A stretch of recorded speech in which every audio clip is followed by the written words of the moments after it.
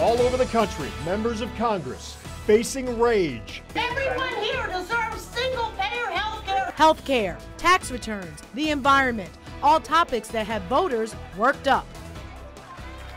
But here in Northeast Ohio, nothing. Well, not because people aren't angry, but because local members of Congress don't seem to want to hear it. News 5's Derek Waller went looking tonight to try to track them down. And they are on recess this week, but none of them have any plans to hold any public town hall meetings, including 3 local Republicans who voted for that controversial health care plan. Everyone here deserves single-payer health care now. Contentious town hall meetings across the country. Republicans' first chance to hear directly from their constituents after that narrow vote in favor of health care reform.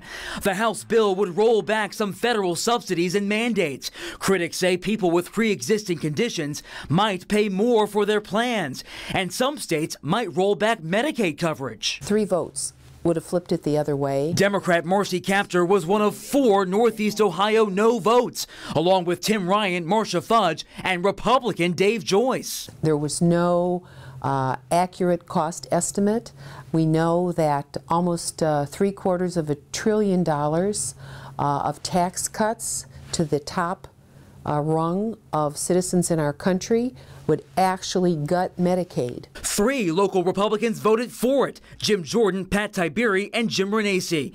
None of them would agree to an interview tonight, and Renacci, who's running for governor, has taken particular heat for his lack of town halls in recent months.